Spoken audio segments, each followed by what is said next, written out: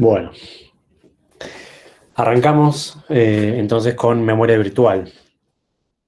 Eh, Hasta la clase pasada lo que habíamos visto nosotros era que los procesos cuando ejecutaban necesitaban que todos los elementos de su imagen, o sea, el código, los datos, el stack, el heap, estuvieran todos cargados en memoria RAM y en algún lugar, bajo algún esquema, alguna estrategia, y a partir de ahí, bueno, era usado cuando el proceso ejecutaba. Eh,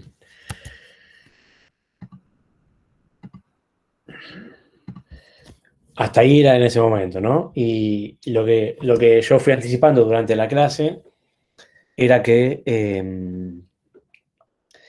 eh, los procesos, cuando tuviéramos memoria virtual, la cosa iba a ser ligeramente distinta. Entonces, los conceptos básicos que vimos nos van a acompañar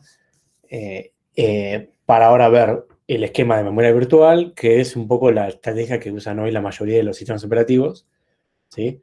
Parados en algunas técnicas que vimos antes y principalmente, aparte de los conceptos clásicos que vimos, como direcciones lógicas, físicas y otras cuestiones, arriba de las estrategias de segmentación y de paginación. ¿Sí? Entonces, eh, podemos hacer por ahí, si quieren, un repaso rápido de la última parte de la clase anterior, acá mismo. Yo lo tenía por acá, esto, a ver.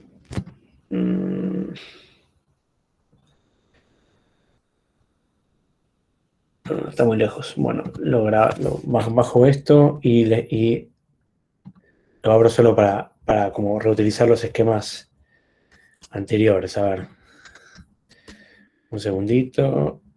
Presento toda la pantalla.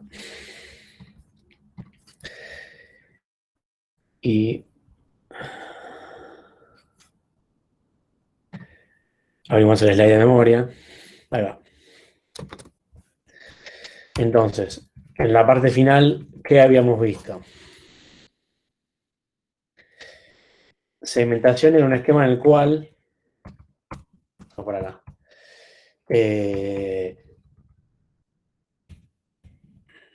proceso se dividía, ¿sí?, en segmentos con sentido, con cohesión, o sea, cada segmento tenía una parte del elemento de la imagen que, que tenía el mismo uso, por ejemplo, un segmento de código, un segmento de pila, un segmento de datos, un segmento para bibliotecas, un segmento para el heap, ¿no?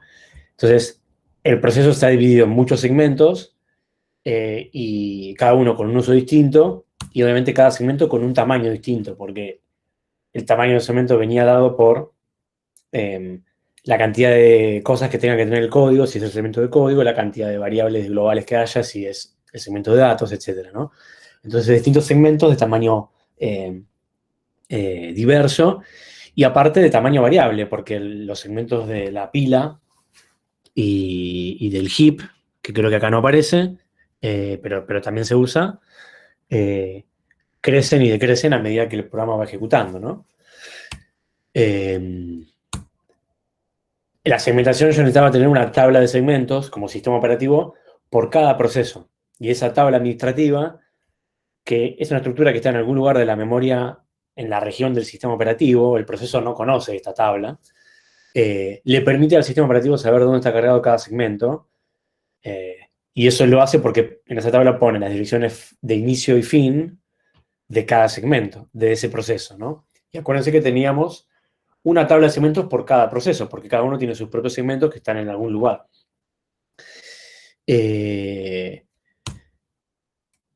Para la traducción, entonces, las direcciones en formato de número de segmento y desplazamiento consistían en ir a buscar a la tabla de segmentos, donde estaba el inicio del segmento, y sumarle el desplazamiento, ¿sí?, dentro de ese segmento. Y ahí obtenía una dirección física que de alguna manera representaba el byte exacto que yo quería escribir o leer. ¿Sí? Acá es qué byte dentro del segmento, el byte 500A dentro del segmento 3, pero acá ya es el byte 250A de la memoria RAM. ¿Sí? Y acá está el ejemplo de acceso, ¿no? Después, y bueno, cada segmento podía tener asignada una protección distinta. O sea, yo puedo agregar atributos en esa tabla de segmentos para poder indicar por cada segmento qué tipo de acceso puede hacer el propio proceso. ¿Sí? Así que está bueno porque el código va a tener un único tipo de permiso, todas las instrucciones van a tener el mismo permiso, que es ejecución, ¿no?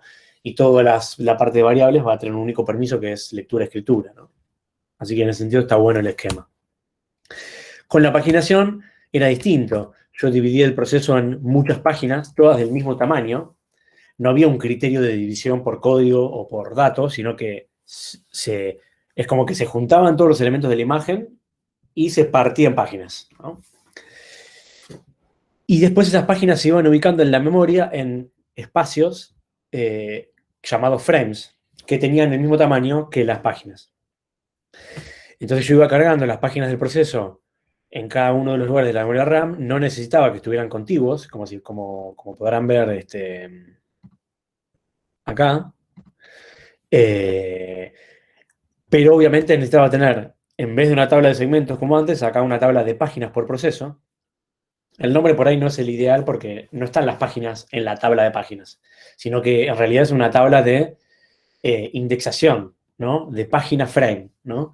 Entonces cada proceso tiene una tabla que le llamamos tabla de páginas donde dice para cada página del proceso en qué frame de la memoria RAM fue ubicado, ¿no? Por ejemplo, la página 3, ¿sí? Esta página 3 fue ubicada en el frame 17, ¿sí?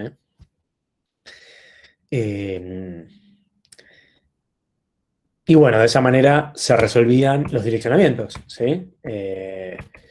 Donde una dirección lógica acá está formada por número de página y desplazamiento, y lo que hace el hardware, acuérdense, la traducción la hace el hardware, es ir a la tabla de páginas de ese proceso y decir, bueno, la página 2, ¿dónde está realmente? En el frame 9.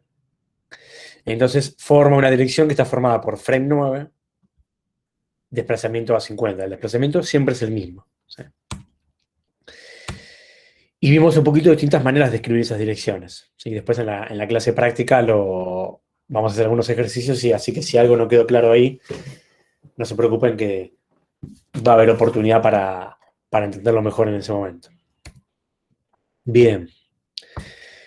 Protección, compartir páginas, etcétera, etcétera, etcétera. Bueno, y después podríamos tener segmentación paginada como una combinación de los dos esquemas, ¿está bien? Bueno, pues ahora vamos a pasar a la clase que separa arriba de los dos esquemas, principalmente del esquema de paginación, ¿sí? Ahí va. Bueno, ¿se ve ahí? ¿Sí? ¿No? Tal vez. Sí, sí, sí. Bien. Entonces. Mira. Ya había una parte de repaso que no conocía. Esto es todo lo que vimos más o menos en la clase anterior, ¿no? Los requisitos, el tema de cargas, esquemas de organización. Profe, Sí, no tenemos acceso, por lo menos yo, a la PPT del Drive. ok. Pero ¿se ve aunque sea o ni siquiera se ve? A ver. No, no, yo no la veo. O Porque sea, está la veo, pero me aparece completa. con el candadito de que no puedo abrirla. Ok. Bueno, bueno. Me faltó algo acá. Entonces sabemos lo que faltó. Ahí va. A ver ahora. Si le da refresh, debería verse.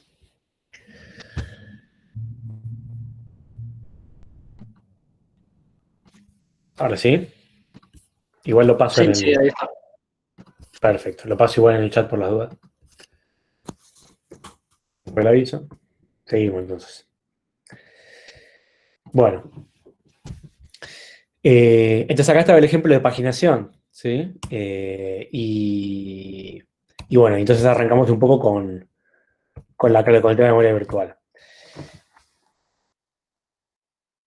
¿Cuál es la idea de la memoria virtual? La idea es no tener que cargar todo el proceso en la memoria RAM, sino que cargar solamente una parte, aquella parte que esté siendo usada, ¿sí? O que vaya a ser utilizada pronto.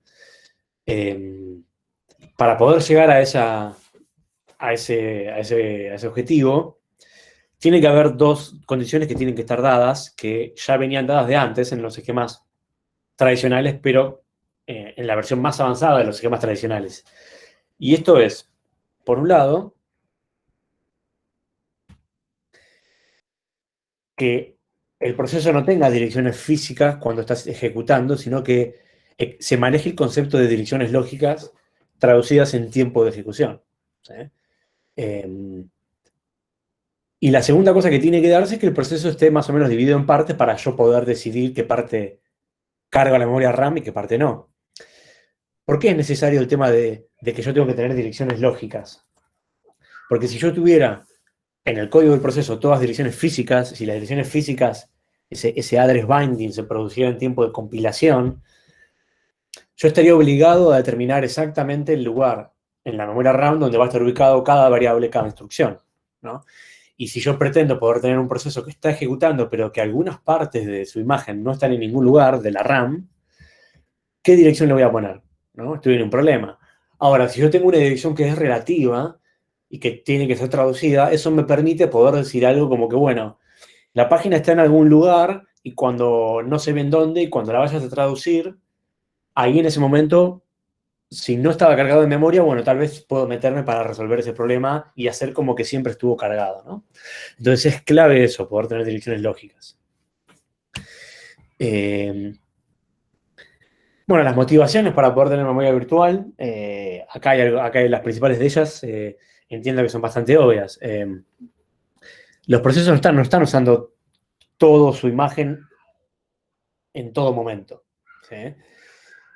Si nosotros pensamos en el flujo de ejecución de un programa cualquiera, el que ustedes están haciendo en su trabajo práctico, el código está en un lugar al principio, después está dentro de una función, después sale, después está dentro de un for recorriendo una lista, vuelve. No están ejecutando todas las instrucciones al mismo tiempo, ni están tampoco barriendo todas las instrucciones uniformemente y empezando y viniendo, sino que hay lugares del código que se van a ejecutar con más frecuencia y otros que se van a ejecutar con menos frecuencia. Y con las variables pasa lo mismo, ¿no? Hay unas variables que se consultan muy seguido, otras que se consultan con menos frecuencia.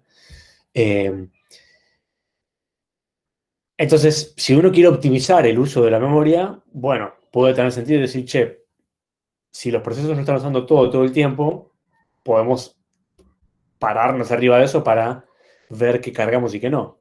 ¿Sí?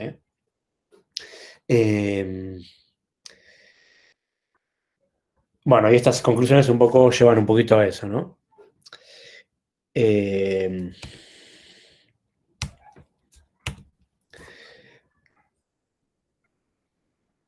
Después cuando avancemos acá van a aparecer las ventajas, ¿no? Sí, bien, perfecto. Entonces, ¿cómo pensamos el esquema de memoria virtual? Bueno, yo me lo imagino de la siguiente manera. Tengo un proceso que está formado por una X cantidad de páginas, en el ejemplo 6 páginas, y bueno, o sea, yo inicio ese programa, construyo ese proceso, y en vez de decirlo voy a cargar completamente en la memoria real o memoria física son sinónimos, ¿sí? Representan lo que conocemos como la memoria RAM. En vez de cargarlo ahí completo, en realidad voy a pensar en que lo llevo a otro espacio de memoria llamado memoria virtual, que va a ser de alguna manera mi nueva memoria RAM, entre comillas, mi espacio donde está toda la imagen del proceso, ¿sí? Todas las páginas. Y lo que voy a hacer en realidad es ir trayendo de la memoria virtual a la memoria real aquellas páginas que estoy usando, algunas, pero no necesariamente todas. ¿Sí? Y es como que la memoria virtual representa todas las páginas que realmente corresponden a ese proceso, tienen que estar ahí. Pero obviamente yo para poder ejecutar, ya lo vimos en la primera clase, necesito que el código y los datos estén en la memoria RAM, ¿no? Entonces, bueno, me traigo las que necesito. Como si la memoria real empezara a ser una especie de caché, si es que están familiarizados con el término, de la memoria virtual, ¿sí? Así que eso es un poco la idea de llevar adelante esta estrategia, ¿no? ¿Qué me permite? ¿Qué ventajas tiene este esquema? ¿Por qué se usa? La primera gran ventaja está ahí, ¿no? a medida que fue avanzando un poco la disciplina, explotó el tema del desarrollo del software y empezó a avanzar, avanzar, avanzar. Naturalmente, no siempre las necesidades de los programas en términos de funcionalidad y espacio que necesitaban para ejecutar eran correspondidas por las arquitecturas que estaban armándose en ese momento, ¿no? Básicamente, los programas eran cada vez más grandes, necesitaban más memoria RAM y a veces no había suficiente memoria RAM. Entonces, esta estrategia lo que permite es decir, bueno, no pasa nada si vos tenés un programa que es tan grande que no entra en la memoria real, en la memoria RAM. Porque si vos no vas a estar ejecutando todo el tiempo, como pasa con la mayoría de los programas, cargo en la memoria real solo en algunas partes, las que entren, y el resto lo dejo en la memoria virtual. Entonces yo podría tener una memoria RAM de 4 GB y tener un programa en ejecución de 4, 5, 6 GB, cargando solo 1 GB, por ejemplo, ¿no? Naturalmente voy a necesitar que la memoria virtual, ese espacio secundario, sea bien grande, ¿no? Típicamente, ¿cuál es esa memoria virtual? ¿Dónde está guardado? En disco, ¿sí? Acá conectamos con el concepto de área de swap o de intercambio, también conocido como swapping, que vimos en la clase pasada, ¿sí? Entonces, básicamente, todas las páginas del proceso las pongo en disco, ¿sí? Las escribo en disco y voy trayendo, ¿sí?, aquellas que necesito. Entonces, primera gran ventaja es esta: los procesos pueden ser más grandes que la memoria, ¿sí? Y entonces eso da más libertad al desarrollo y diseño de aplicaciones, ¿no? Yo ya no tengo que estar pensando en, si este programa necesita tanta memoria RAM que no va a poder correr si la máquina no tiene 4 GB de RAM. Uno completamente se desacopla de eso, o por lo menos a un nivel muy alto, ¿sí? Un segundo. Bueno, entonces, y la segunda gran ventaja,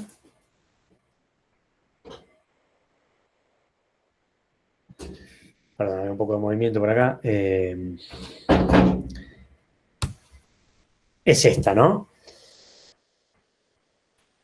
Dado una cantidad X de procesos con tamaños predefinidos, si yo no cargo los procesos completos a memoria RAM, voy a poder tener más procesos activos en un momento dado, ¿no?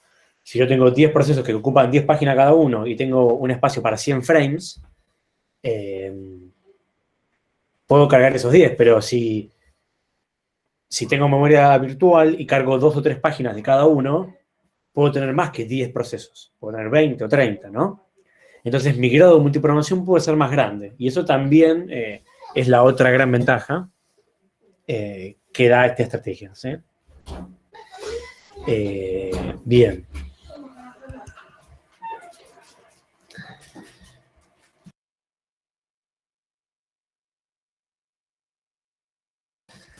Bueno, entonces,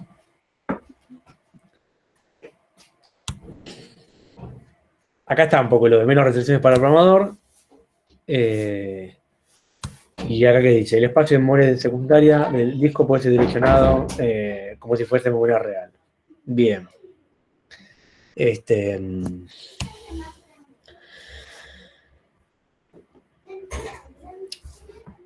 es lo que cambia ahora cuando yo realizo los accesos, las referencias?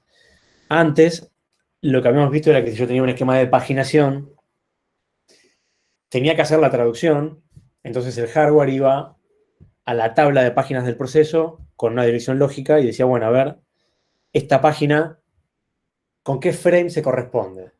En la tabla de páginas se encontraba esa relación, obtenía el frame y a partir de ahí, agregándole el desplazamiento del offset, conseguía la dirección física. Si nosotros tenemos memoria virtual, tenemos una condición extra que hay que validar antes de poder realizar la traducción. ¿Y esa condición cuál es? ¿Está la página que ese proceso está queriendo usar en memoria en este momento? ¿Sí? Eso es algo que antes no pasaba y ahora va a empezar a pasar.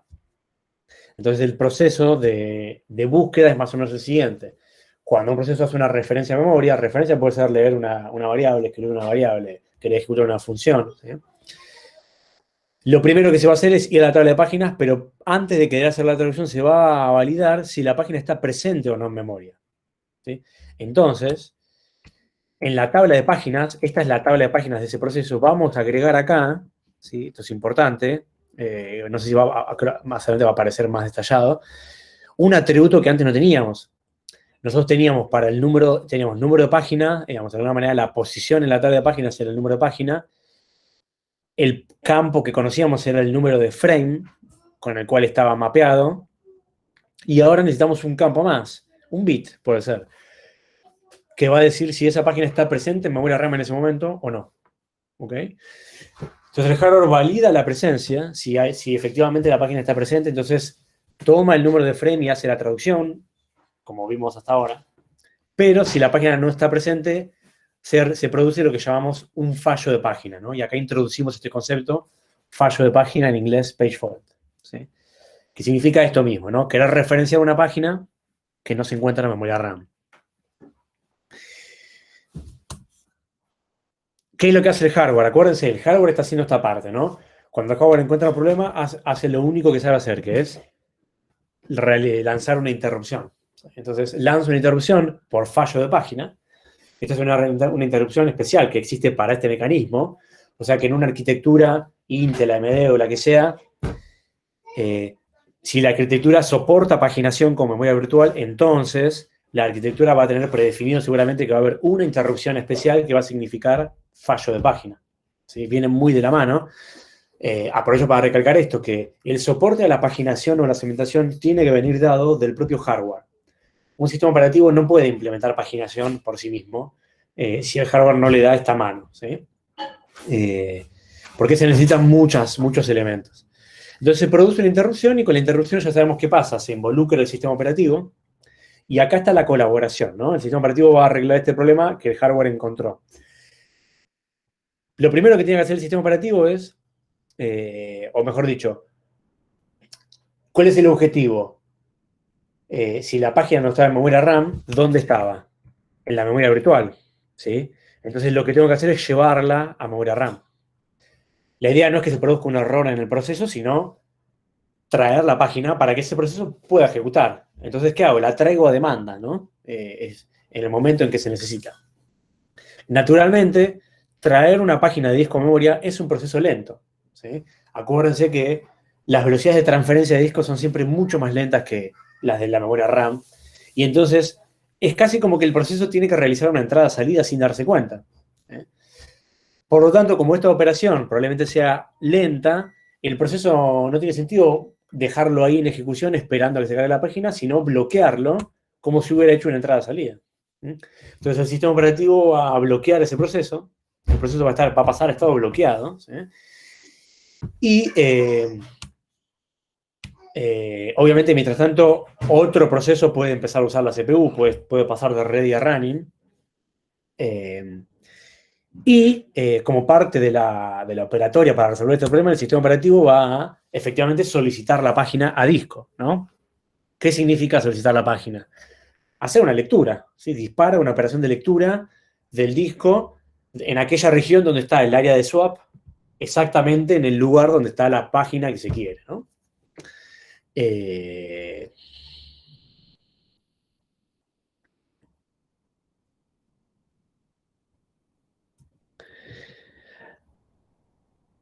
mm, Se carga la página.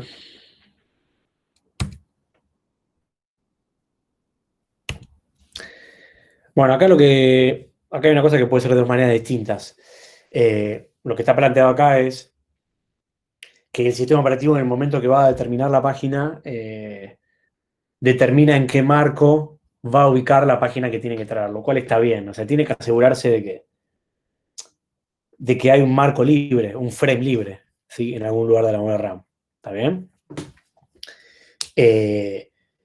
Podría haber otra variante en la cual yo digo, bueno, lo traigo a un lugar de la memoria RAM temporal y después veo dónde lo puedo ubicar. Pero en realidad,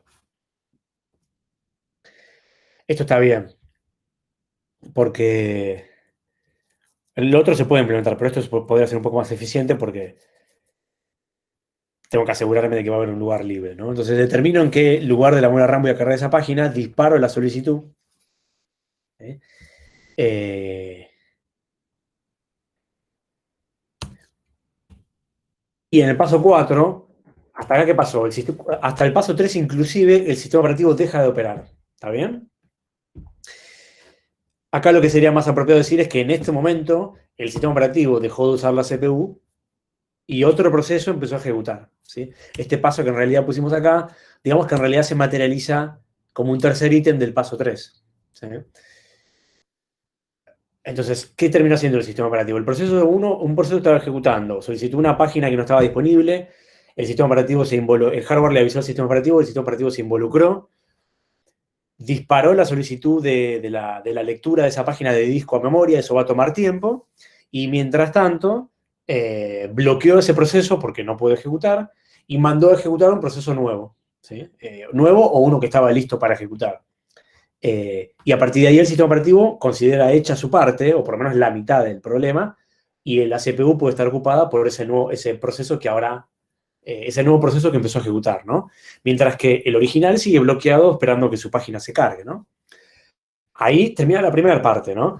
Y un tiempo después, o sea, esto por ahí ocurre rápido, ¿no? Pero un tiempo después en términos de tiempos de la computadora, cuando el dispositivo termina de cargar la página en memoria RAM, esto es algo que vamos a volver a ver en la clase de entrada-salida, dispara una interrupción, ¿sí?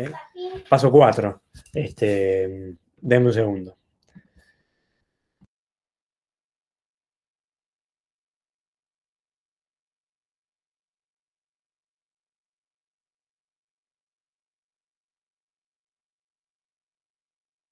Seguimos. ¿Estamos por acá? Sí.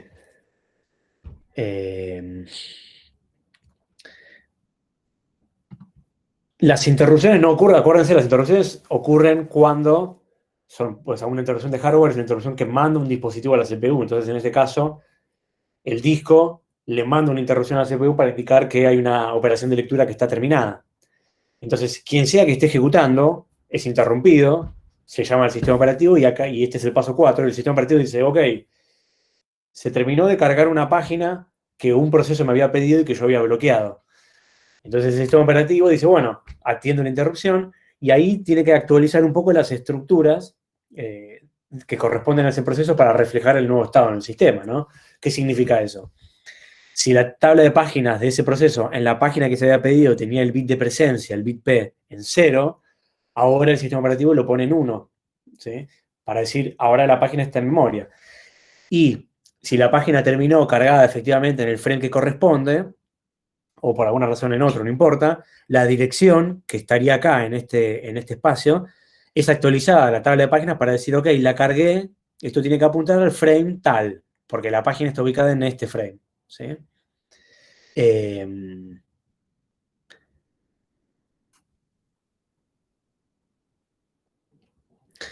Bien.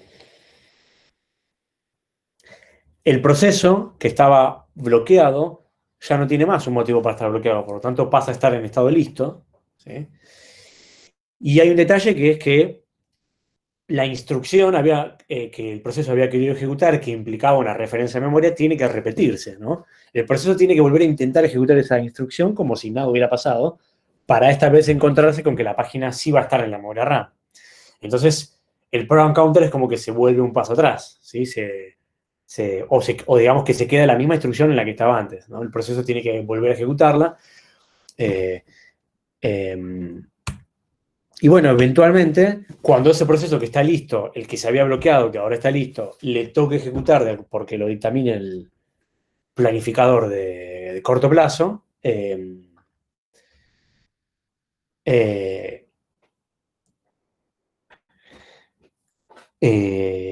me perdí. Bueno, lo va a mandar a ejecutar, pero ¿qué quería decir con respecto a esto? Sí.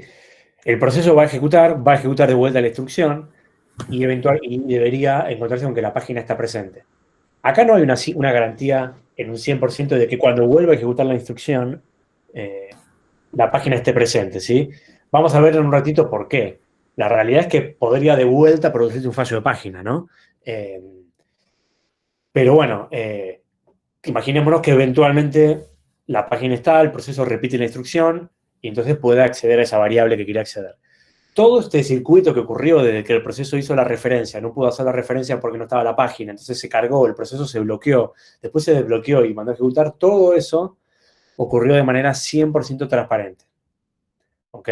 El proceso nunca se dio cuenta de que ocurrió todo este mecanismo, más allá de que obviamente su ejecución es un poco más lenta, ¿no? Porque no le tomó más tiempo poder acceder a un espacio que quería acceder.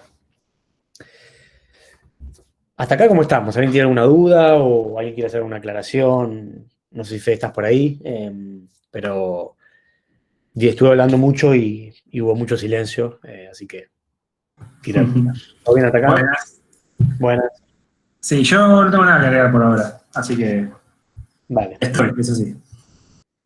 Acá yo estoy diciendo muchas cosas, así que si algo no queda claro, me avisan y lo repito, no hay drama.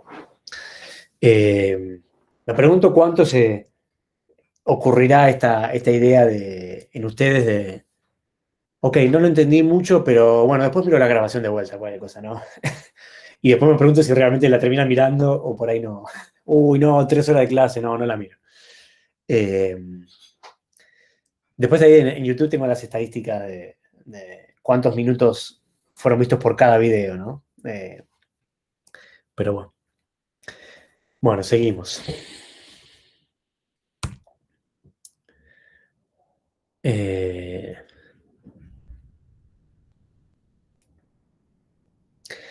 Entonces acá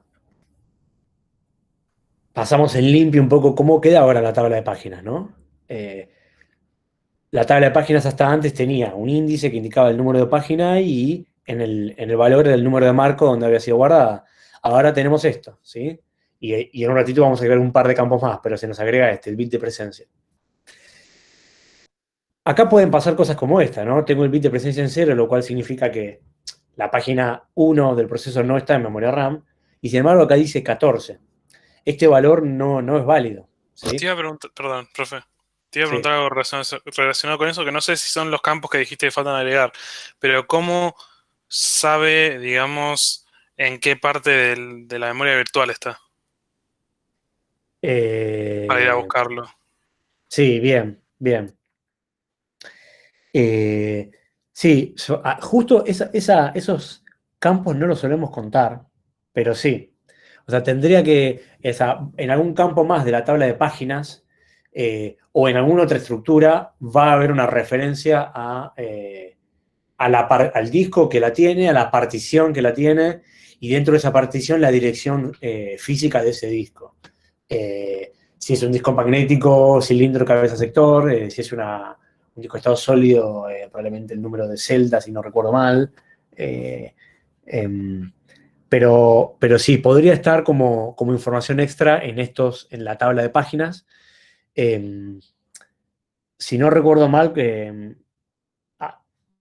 la imagen del proceso suele guardarse continua, entonces por ahí lo que se tiene es, en algunos casos, es simplemente la dirección inicial de donde fueron guardadas todos los marcos en el disco y se sabe que están uno al lado del otro, ¿no? Pero bueno, está bueno eso, o sea, se necesita saber en qué lugar físico del disco está guardado y eso tiene que estar asociado a la tabla de páginas de alguna manera. Pero debo reconocer que en general no ahondamos en esa parte, así que no va a ser uno de los campos que vamos a agregar ahora. Pero esa información es necesaria, así que la mención está buena. Hay bien. otra pregunta, Esteban, ya que está, de Laura, que pregunta: ¿quién actualiza la tabla de páginas? Bien, el sistema operativo. Acá, en el paso 5, cuando atiende la interrupción, el sistema operativo se encarga de decir, voy a actualizar la tabla de páginas diciendo que el bit que estaba en 0 lo pongo en 1 y el frame, que acá estaba vacío o tenía un valor cualquiera, ahora le pongo el número de frame donde realmente se cargó esa página. Así que es el sistema operativo el que hace esa actualización, ¿sí? El hardware lo único que va a hacer es usar la tabla de páginas, leerla principalmente y en algunos casos puntuales escribir, digamos. Y el sistema operativo de alguna manera es el administrador, digamos, de la tabla de páginas. El sistema operativo crea la tabla de páginas de los procesos, porque obviamente el sistema operativo determina en qué lugar de la memoria cargó el proceso y qué partes, y entonces tiene que dar de alta esa tabla de páginas, y la crea, la va modificando y actualizando de acuerdo al ciclo de vida del proceso, y obviamente después la destruye, ¿no? Y el hardware es meramente el que la usa, donde el uso es principalmente lectura, pero puede haber un poquito de escritura de parte del hardware también. En un ratito vamos a ver un ejemplo. Una ¿Está bien? pregunta. Sí. Cuando ¿cómo se atiende la interrupción desde de que ya está la página Sí. fue solicitada? ¿El sistema operativo puede llegar a elegir otro proceso por más que ya esté la página? Correcto. De hecho, en el momento que se atiende la interrupción, ya hay seguramente otro proceso ejecutando. Porque desde que se disparó la lectura de disco hasta que los datos llegaron a la memoria RAM, del disco a la memoria RAM, pasa un rato largo. Así que ya desde ese momento había otro proceso ejecutando. Y después, cuando el proceso que había pedido la página la recibe, lo único que hace es ir de bloqueado a listos. Pero ahí depende del planificador de corto plazo, ¿no? Así que si el algoritmo FIFO en la planificación de corto plazo irá al final, si el algoritmo era SJF y justo este proceso tiene una ráfaga la más corta de todas, por ahí va a ir adelante, ¿no? Así que depende un poco ahí del planificador. Lo que va a hacer en este momento el sistema operativo es sacarlo de bloqueado y ponerlo en ready. Hasta ahí. ¿Sí? Perfecto. Bárbaro. Bien.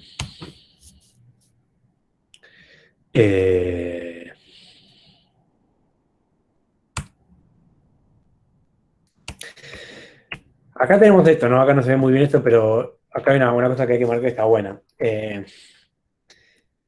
Del momento en que yo tengo un esquema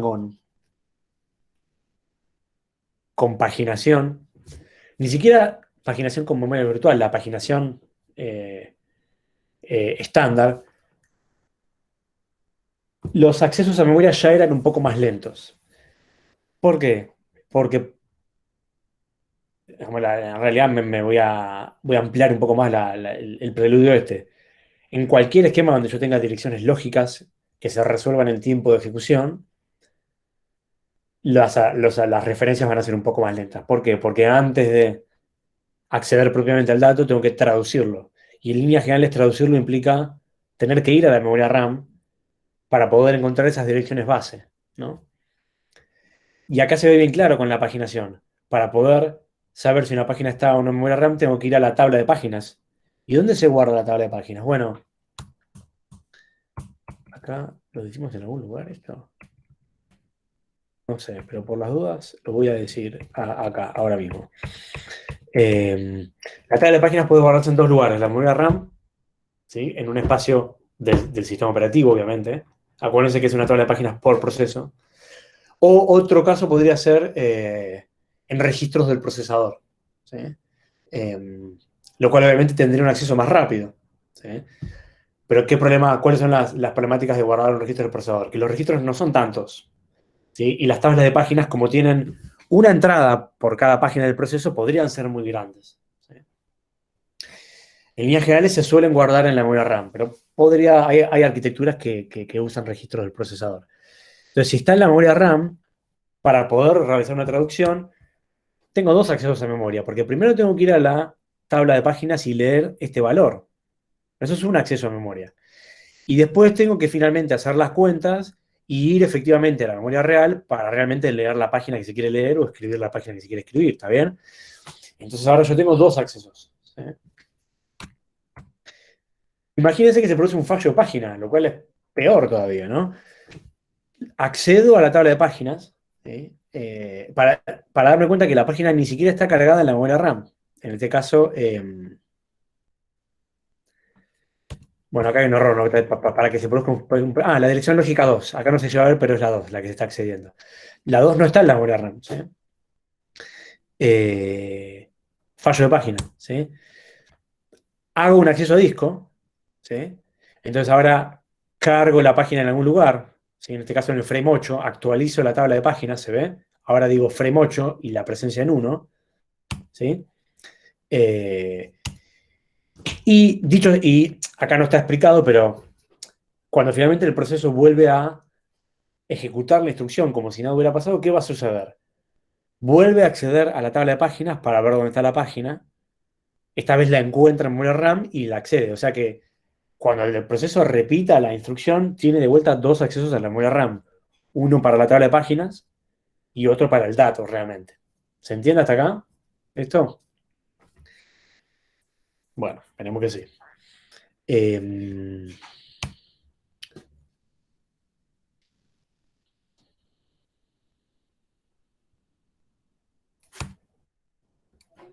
Profe, sí, decime. perdón, yo no entendí eso último. Dale. Mientras tanto estoy mirando lo que viene en full de primera. Ahí va. Lo que quiero un poco terminar de blanquear es que en el caso normal, yo voy a tener, si yo tengo paginación con memoria virtual y referencia a una página que está en memoria RAM, ¿sí? Acá, si me hicieran la pregunta de cuántos accesos a memoria RAM tuviste que hacer para poder leer una variable, la respuesta sería 2, porque primero tuve que ir a la tabla de páginas que está en la memoria RAM, eso lo hizo el hardware, pero el acceso se tiene que hacer. Y el segundo acceso a la memoria RAM es para cuando se sabe en qué frame está, supongamos bueno, realmente ir a ese lugar para agarrar el dato, leerlo y que el programa pueda usarlo. Entonces, en el caso feliz, donde se accede a una página que ya está en la memoria RAM, hay igual dos accesos a la memoria. Por más que para el proceso parece que fuera uno, ¿no? ¿Está bien? Uno para saber dónde está la página, accediendo a la tabla de páginas que está en la memoria RAM, y otro para realmente leerla.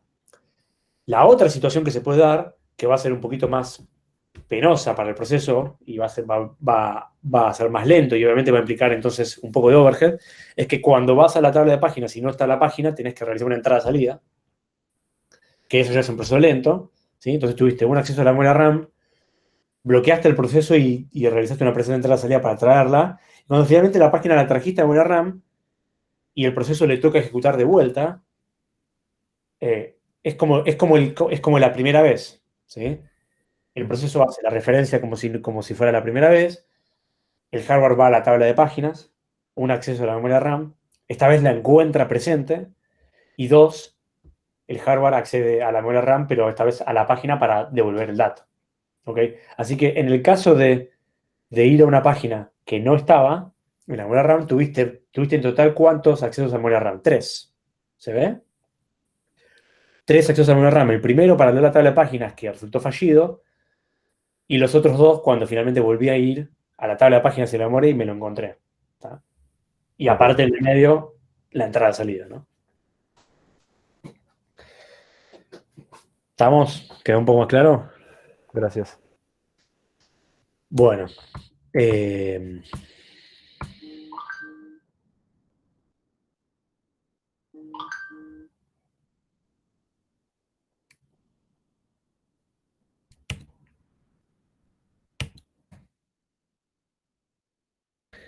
Porque acá dice sin espacio de memoria, pero acá el caso que está planteando consiste en el siguiente. ¿Qué pasa, no? Está bien, es necesario considerar esto, ¿no? Si yo tengo la memoria RAM, ¿no? Y tengo, yo qué sé, 2 páginas del proceso, ¿sí? Que están cargadas. Y el resto no están cargadas, ¿no? Están acá el resto. Y estos otros marcos, que están en celeste, claro, están ocupados por otros procesos. ¿Qué pasa si están todos ocupados por otros procesos, no? Podría pasar que eventualmente la memoria RAM esté plenamente ocupada. Entonces, ¿a dónde voy a cargar la página que estoy trayendo si está todo ocupado? La respuesta es, digamos, lo que pasa acá es que aparece este nuevo problema que antes no teníamos. Y este problema se resuelve básicamente pisando una página de algún proceso, ¿sí? De alguna manera reemplazando en la memoria RAM alguna página que estaba por la nueva que estoy queriendo traer, ¿no? Porque básicamente magia no puedo hacer, la memoria RAM no puede crecer dinámicamente, ¿sí? Entonces, aparece ese problema, por un lado, el hecho de tener que pisar o sobreescribir páginas que están en la memoria RAM para extraer algunas, porque ya no hay más espacio libre. Y a eso se le agrega un segundo problema, ¿no? Que está planteado acá, y es, ¿qué pasa si la página que estoy pisando, ¿no? En este caso, la página 0, que estaba ubicada en el frame 5, imagínense que digo, bueno, yo quiero traerme la página 2 del proceso que no está en memoria RAM, ¿no? La página 2 no está en memoria RAM. Y para traerla no me queda otra que pisar el lugar donde antes estaba la página 0, en el frame 5. Yo podría pisarlo de una, pero hay un problema. ¿Qué pasa si esa página tenía una variable? ¿Sí? Y esa variable, el programa, mientras la iba usando, la modificó, ¿no? Acuérdense que habíamos dicho que, de alguna manera, en la memoria virtual, yo tengo todas las páginas del proceso cargadas. Entonces, desde el momento que yo cargo la página 0 al frame 5 con la variable que tiene un valor, supongamos 1, y el programa modifica la variable de memoria RAM, esa variable no se sincroniza automáticamente en el disco. Acá queda con el nuevo valor, supongamos 2, pero la página que contenía la variable en el disco, esa copia, queda desactualizada y tiene el valor 0, supongamos, ¿no? O 1, no sé. ¿Me siguen hasta acá? Entonces ahí tengo un problema porque si yo quiero sacar esta página, la página 0, para traer acá arriba, en este espacio, una nueva página, voy a perder ese valor, el valor de la variable que cambió, ¿no? Y cuando vuelvo a cargar la página 0, me voy a encontrar con que tiene un valor 1 en vez del 2. Entonces, ¿qué tengo que hacer? Tengo que sincronizar esa página de la memoria RAM que fue modificada con el espacio de respaldo, con el disco. ¿Está bien? ¿Se entiende eso? Por lo tanto, inevitablemente, no va a pasar todas las veces, porque si yo tengo una página que no fue modificada, no hay problema. Si yo tengo una página de código, las páginas de código no pueden ser modificadas porque el código no se sobrescribe. Pero una página de datos puede serlo y tal vez lo sea. Entonces, tenemos que tener un bit más dando vueltas por cada página, ¿sí? En la tabla de páginas, al lado del bit de presencia, que me tiene que decir justamente si esa página, después de que fue cargada a la memoria, en algún momento fue modificada o no. ¿Está bien? Entonces, el ejemplo que se plantea acá es, bueno, voy a reemplazar la página 0 del proceso que está cargada en el frame 5, la estoy reemplazando porque quiero traer la página 2, pero me encuentro con que la página esta fue modificada. Entonces, ¿qué es lo que hago primero? Escribo esa página en disco para guardar el último estado, ¿sí? Y recién ahí, cuando terminé de escribir, traigo la página que quería traer para pisar este espacio. ¿Me siguen hasta acá? Tenemos acá, obviamente, un overhead mayor todavía. ¿Por qué? Porque ahora hay 2 entradas-salidas que hubo que hacer por una situación que se generó. ¿Estamos? Entonces, estamos viendo estas nuevas condiciones que se pueden dar y por eso la información extra que hay que agregar, ¿no? Y nos ayuda para poder entender los pros y los contras de este esquema, ¿no? Bueno. Profe, Sí. hay otra pregunta. Ese reemplazo que se hace, la escritura en disco, ¿se hace en el mismo frame que en la memoria real? O sea, en la parte de memoria virtual o no?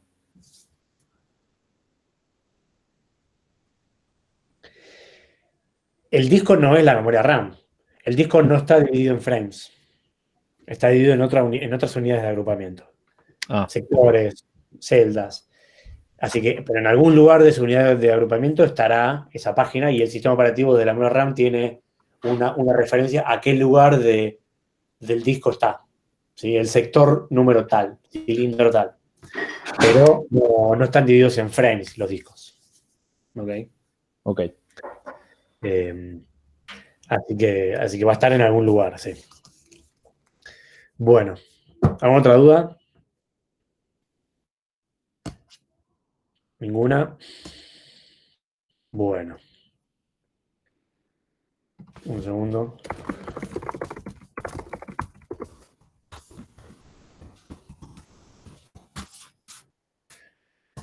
Eh,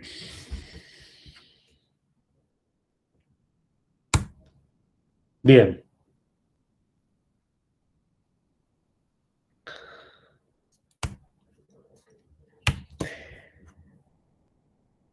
¿Cuáles son entonces las conclusiones que sacamos de este esquema, digamos, ¿no? Primero vimos las ventajas, ¿no? O sea, las ventajas que aparecían si yo tenía un esquema de memoria virtual que consistían en procesos más grandes que la memoria RAM y por otro lado la posibilidad de tener un nivel de multiprogramación mayor, o sea, hay que sacarle más provecho al sistema, ¿no?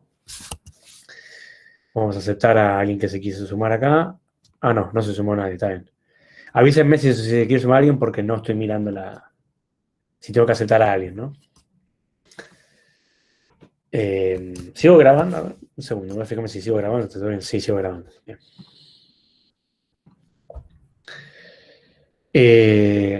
Y ahora cuando empezamos a ver lo que era necesario agregar para poder implementar este sistema, información en las tablas de páginas, qué pasa si la página no está, qué pasa si la página fue escrita, nos encontramos con algunas situaciones que impactan en la performance de este sistema, ¿no? Tengo más accesos a memoria que antes, ¿sí? Y a veces pueden requerir accesos a disco, a veces pueden ser muchos accesos a discos. Entonces, en algunos casos puede estar muy bueno, pero podría darse, si se dan mucho de las otras condiciones que vimos antes, claramente el rendimiento podría ser malo, ¿no? Y todo tal vez podría ser peor. Sin embargo, el esquema se implementa igual y funciona en muchos casos. Obviamente no es todos, y cuando no funciona anda todo mal. Pero ¿por qué funciona en muchos casos? Funciona porque se da un principio que se llama principio de localidad, ¿no? ¿Por qué estas desventajas o estos riesgos que son reales y que podrían ocurrir no son suficientemente graves o no tienen una probabilidad muy grande de ocurrir y entonces el esquema vale la pena implementarlo, ¿no? Y de alguna manera correr esos riesgos? Y esto es porque se da en la mayoría de los programas una cosa que se llama principio de localidad o proximidad, ¿sí? Esto es básicamente, ahí está la definición, ¿no? Pero la definición es este segundo punto, ¿no?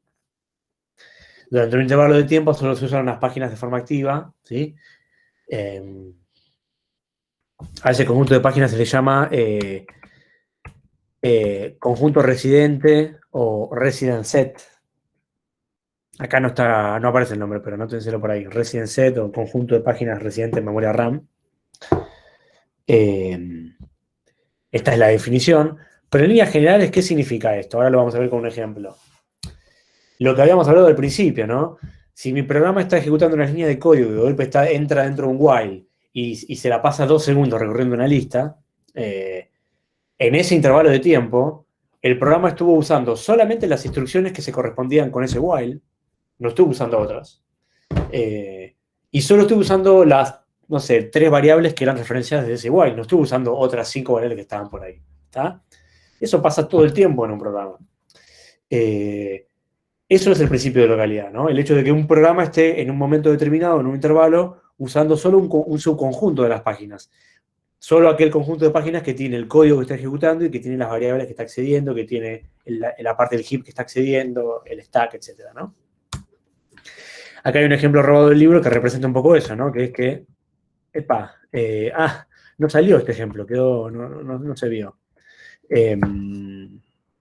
A ver, un segundo, a ver si me lo puedo... porque en esta PPT que me habían pasado estaba la versión PDF. ¿Dónde está este dibujo, por lo menos, no? A ver. Entonces lo que hago es abrir esto, y después compartir acá.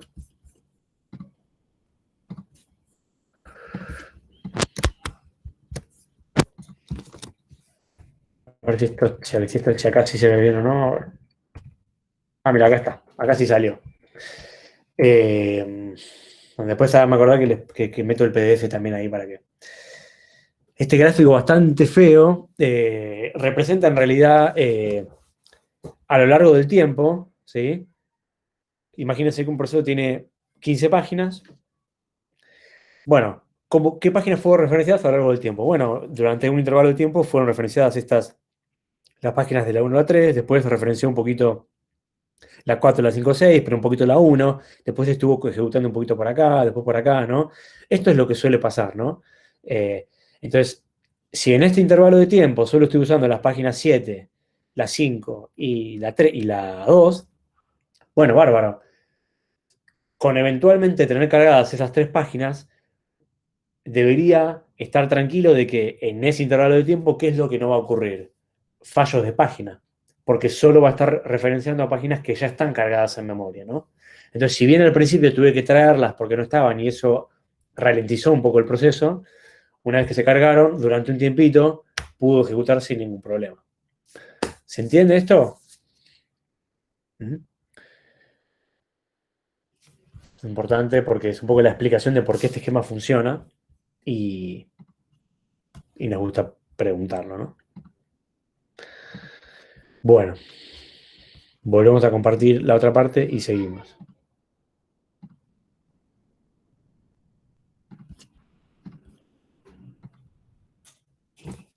Ahí va.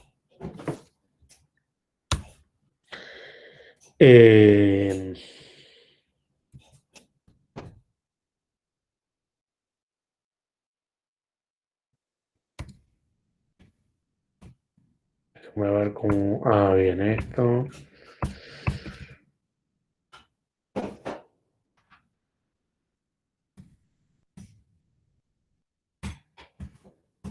Uy, las palabras son terribles.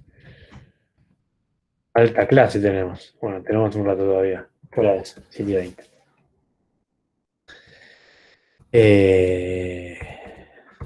Como nunca había armado una PPT, nunca me había dado cuenta de lo largo que era esta clase.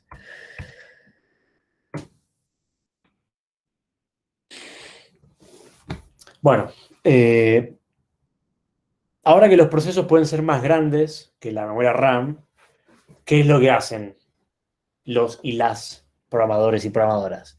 Se olvidan de la memoria RAM y crean 28.000 procesos, listas gigantes y cargan todo y que se vayan todos al carajo, ¿no? Entonces, ¿qué es lo que empieza a pasar? Los procesos tienen muchas páginas y está bien, yo digo, no hay problema, cargo algunas páginas en la memoria RAM, no cargo todas, pero la tabla de páginas la tengo en la memoria RAM y la tabla de páginas va a tener tantas entradas como páginas tenga el programa, ¿no? Y si bien estos campos que hay acá van a ocupar unos pocos bytes, no sé, 4, 8, 10 bytes, 15 bytes por cada entrada, por decir algo, nada, si yo tengo 10.000 páginas, 100.000 páginas, cada vez va a ser más grande. Y acuérdense que necesito tener una tabla de esas por cada proceso que esté ejecutando, aun si algunas de sus páginas no están en RAM, ¿no? Porque yo necesito tener la tabla completa, la memoria RAM, para que me diga que la página no está presente, ¿no? La tabla la tengo que tener. Entonces, lo que empieza a pasar es que las tablas de páginas son muy grandes y, por lo tanto, existen algunas estrategias para también optimizar ese aspecto también, el hecho de que las tablas de páginas, ya no la imagen del proceso, sino la estructura que tuve que crear, la tabla de páginas, no ocupen tanto espacio en la memoria RAM, ¿sí? Y adivinen en qué consiste la estrategia de tratar de que la tabla de páginas no ocupe tanto espacio. Bueno, magia no se puede hacer. Si yo agarré a las páginas del proceso y algunas páginas las cargué y otras no, y las que no cargué las puse en la memoria virtual, bueno, puedo hacer lo mismo con la tabla de páginas, ¿o no? Digo, es información. Podría agarrar y un pedazo de la tabla de páginas, tenerla en la memoria real, y otra, tenerla en la memoria virtual, ¿no? A esa estrategia se le llama paginación jerárquica o por niveles, ¿sí? Entonces, ¿qué es lo que hago? Digo, bueno, yo tengo acá mi tabla de páginas del proceso, es toda esta, ¿sí? Pero en realidad lo que hago es, considero la tabla de páginas partida en pedazos, ¿no?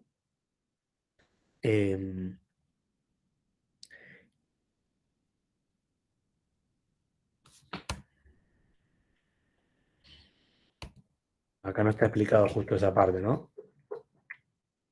Así que bueno, lo voy a tener que decir. La parto en pedazos Esto sigue siendo la tabla de páginas, ¿sí? Partida en pedacitos. Cada entrada apunta a algún lugar de la memoria RAM. En los casos donde la página del proceso esté, en los casos donde la página del proceso no esté, tendrá el bit de presencia en 0. Pero la diferencia, lo que cambia acá, es que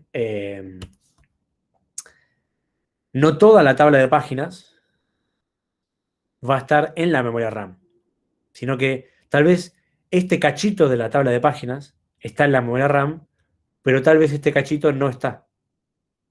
¿Está bien? Esa es la diferencia. Entonces, ¿qué es lo que logro? Que un pedazo de la tabla de páginas esté y otro no, pero lo que se me agrega es que ahora yo tengo que saber qué pedazo de la tabla de páginas está en la memoria RAM y qué pedazo no está. Entonces, ¿qué hago? Adivinen. Creo otra tabla. Esta otra tabla está como antes y es la que me va a decir eso mismo, ¿no? Es como si fuera una tabla de páginas de la tabla de páginas, ¿sí? Y espero que no les explote la cabeza con esto, donde yo voy a decir para cada región de la tabla de páginas si está o no está en memoria RAM y dónde, y de esa manera poder ir. Si está en la memoria RAM, voy a ese pedazo de la tabla de páginas y ahí finalmente me fijo si la página que estoy buscando está o no está en memoria RAM. Si está en memoria RAM, voy a la memoria RAM, y si no, adivinen qué, tengo que realizar una entrada-salida para cargar de disco el pedazo de la tabla de páginas que me faltaba, ¿sí? Y recién ahí poder repetir el proceso para ver si la página del proceso estaba o no. Así que podría tener dos fallos de página acá, ¿no? ¿Cómo están? ¿Están bien? ¿Les explotó la cabeza? ¿Sienten que vieron la Matrix? ¿O tal vez se quieren cambiar de carrera? No sé. Alguien dijo no, pero creo que es que no está bien. Ok. Esta parte es un poquito más densa, pero bueno, traten de acompañarme y preguntan. Se dice por ¿Puedo niveles, volver pero en realidad, sí. Pero a tablas de páginas? ¿Cómo? Volver a repetir cómo funciona el puntero a tablas de páginas. Y es un puntero que va a decir, imagínate la tabla de páginas partida en pedazos, ¿sí? Y básicamente va a decir, el primer pedazo de la tabla de páginas está presente y está en este lugar, entonces tenés un puntero. El segundo pedazo de la tabla de páginas no está presente.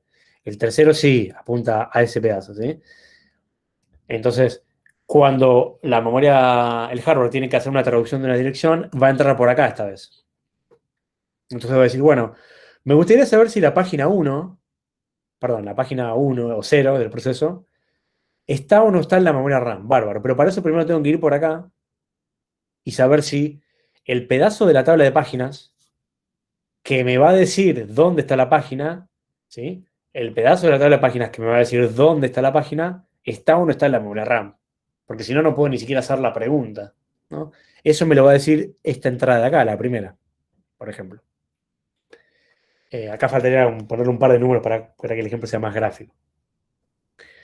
Y bueno, y eso. Entonces, esta tabla es una sola, tiene que estar siempre en memoria RAM, pero es mucho más chica en tamaño. Y la tabla de páginas de ese proceso, que tiene el tamaño que corresponde de acuerdo a la cantidad de páginas, va a estar parcialmente en la memoria RAM. Por ahí tenés estos dos pedazos, imagínate que están estos tres pedazos y los del medio no están, ¿sí?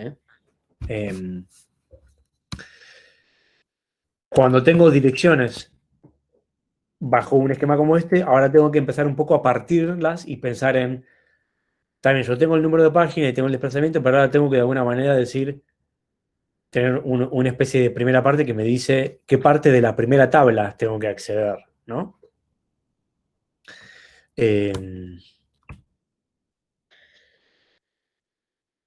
Bien.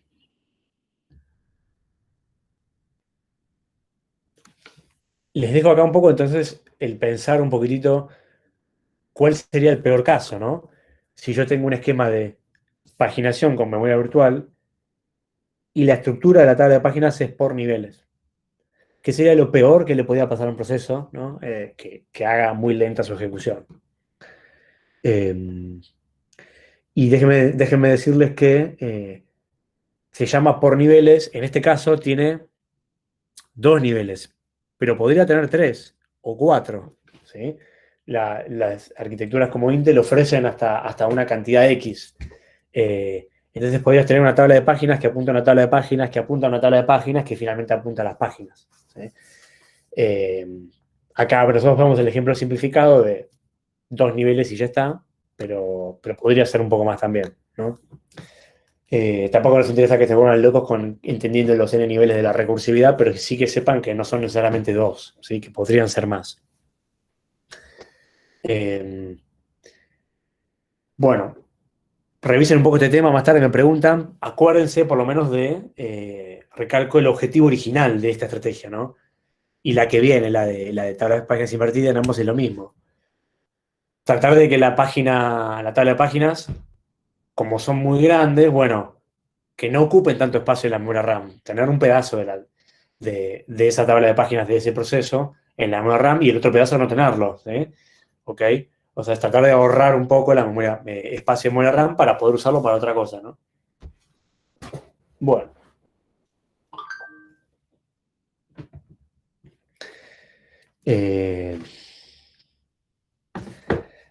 Justo mandaron un mensaje con unos amigos míos y me dijeron, che, jugamos un StarCraft virtual, un Héroes. Y yo dije, che, pero qué problema, porque doy clase, así que los odié mucho. Pero después uno saltó y dijo, tenés razón, yo también. Y es docente de esta carrera también, no de la misma cátedra, de otra. Así que nada, sepan que no estoy participando de una sesión de multiplayer virtual para dar la clase. Si querés te cubro, Esteban, ¿eh? Hace un montón que no juego StarCraft. Bien ahí. Y el 1, jugamos los dos, el 1 o el 2, el 1 es más fácil. Tenés los protos, los Terran, bueno, después te cuento. Otra estrategia para también resolver este problema de que las tablas de páginas pueden ser muy grandes, consiste en tener una tabla de páginas invertida. Tenemos un gráfico acá, sí. La idea es invertir un poco el esquema de búsqueda. Ahora vamos a ver cómo se hace esa inversión. Y lograr tener una única tabla de páginas para todos los procesos del sistema. Y no como antes, donde la paginación jerárquica o la paginación de un solo nivel, teníamos una tabla de páginas por proceso. En este esquema, la idea es tener una única tabla para todo el sistema, que de alguna manera va a resolver todas las referencias, ¿no? De dónde está cada página.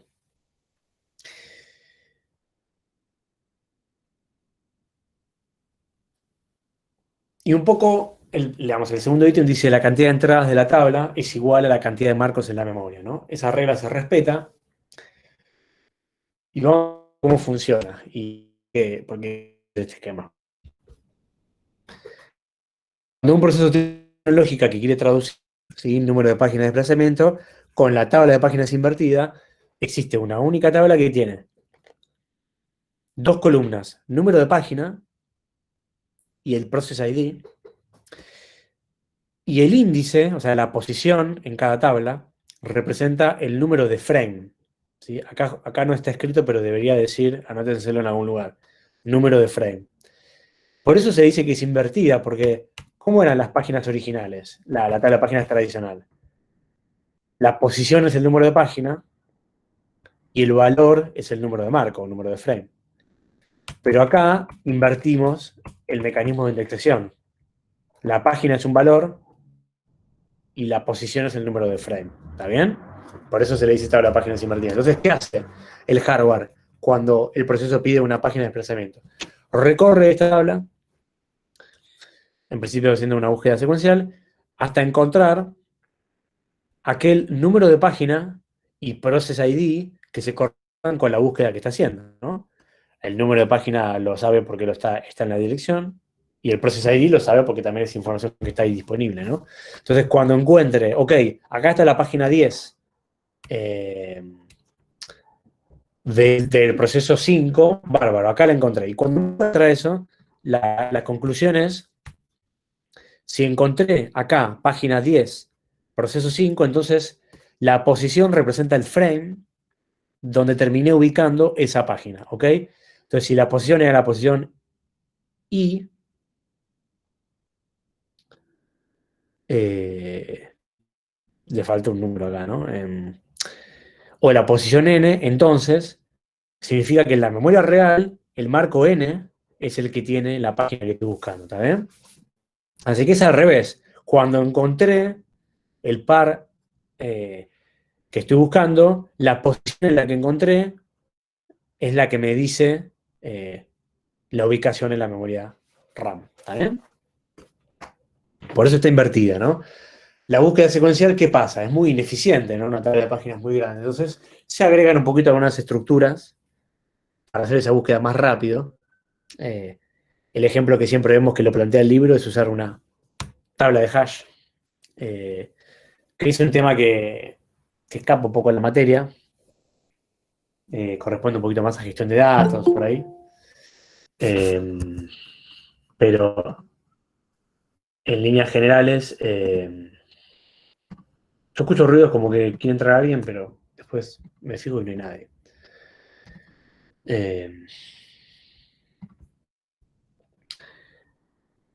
Si bien corresponde un poquito más a otra materia, bueno, nada, ¿qué es una tabla de hash? Una tabla de hash es una tabla que está indexada por una función de hash. ¿Y qué es una función de hash? Una función de hash es una función que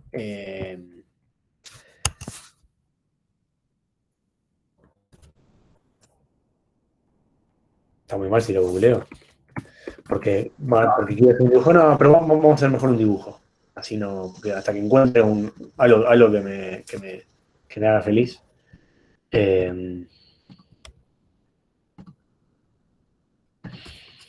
Todo para hacer un poco de texto, pero no importa. Ahí estoy compartiendo la pantalla. Entonces, es una función de hash. Una función de hash es una función que da un valor, lo aplica un valor y me devuelve un número.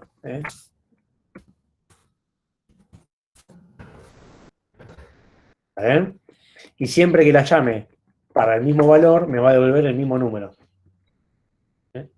Un valor puede ser, en líneas generales, cualquier tipo de dato, y el resultado tiene que ser un número. ¿Sí? Es siempre un número. Entonces yo la llamo con otro valor y me devuelve otro número. ¿Sí? Y si la llamo de vuelta con ese valor, siempre. Entonces las funciones son determinísticas, en el sentido de que para un mismo valor siempre me dan el mismo número. ¿Está bien? Y intentan más o menos devolver para distintos valores distintos números, ¿sí? Que no necesariamente van a estar contiguos, ¿sí? Puede ser así, ¿no? Van a tratar que para distintos valores me devuelvan distintos números, pero el universo de valores, ¿no? Si pensamos un poco en matemáticas, no va a ser necesariamente igual en tamaño que el universo de posibles resultados. Eso va a ser lo que se va a configurar de alguna manera, pero en líneas generales va a pasar que la cantidad de resultados posibles va a ser menor que la cantidad de valores que puedo recibir, entonces podría pasar algo como esto, ¿no? Que yo le pide el valor 4 y me devuelva 3, ¿no? La forma en la que la función hace este cálculo no nos importa, ¿no? Calcula un algoritmo, suma los códigos en ASCII de cada valor y lo divide por 3, yo qué sé, no importa. Ahora, para valor 4 siempre me va a devolver 13, eso es una garantía, ¿sí? Lo que puede pasar es que pase esto, ¿no? Esto se llama una colisión, ¿sí? Cuando para dos valores distintos me da el mismo resultado. Sí. Una función inyectiva que puede tener justamente dos valores de resultado para los diferentes valores del dominio. Claro, y no es biyectiva, es inyectiva solamente, ¿no? Claro. Vamos. ¿Cómo se llama? No, pero es importante porque capaz que no tienen fresco todavía, yo ya me olvidé mucho, me acuerdo de eso, de análisis. Pero es importante saberlo también. Y otra cosa que es importante de la función hash es que no se debería poder llegar fácilmente desde el valor de i al valor x. O sea que teniendo el valor 13, por ejemplo, no deberíamos poder llegar fácilmente ni al 4 ni al 2. Claro. Exactamente. Bueno, entonces, con esa estrategia, que la implementación, el algoritmo, es algo que más escapa un poco a nosotros, se logra tener un mecanismo de búsqueda muy rápido. ¿Sí? Porque ¿qué pasa si yo acá pongo PID y número página, ¿sí? Y me dice, yo armo un string que tiene eso, ¿no? Tiene, por ejemplo, el PID 12 y el número de página 43. Y me devolvió 10. Ok. Entonces, ¿qué hago yo? Digo, bueno, voy a usar esto como el frame donde voy a guardar la página 12 de 43 del proceso 12, la guardo en el frame 10. ¿Está bien? Entonces, más tarde, ¿sí? Cuando el proceso vuelva a querer referenciar la página 12, el mismo proceso, lo único que tengo que hacer es repetir la función de hash, que esto es lo que se calcula rápido, ¿sí? Puede tener complejidad, pero se resuelve rápido, y esto automáticamente me va a dar un 10. Entonces, ¿qué hago? Ya sé dónde se supone que tiene que estar la página que estoy buscando, ¿no? Entonces me evito hacer qué cosa, la búsqueda secuencial que habíamos visto antes, ¿está bien? Es un poco la idea de la tabla de hash, ¿sí? Y en el caso de que haya una colisión, ¿cómo sería una colisión? Y si yo guardé la página 10 en este espacio del proceso 1 y después la página 20 del proceso 1 también la función me da 10, ¿qué problema tengo? Cuando quiera venir a cargar, a guardar la página 10, perdón, la página 20 que quiero guardar acá, resulta que ya usé el frame, ¿no? Entonces, ¿qué se hace? Bueno, se le pone un puntero al siguiente acá. Esto es una especie de hackeada, pero se hace siempre.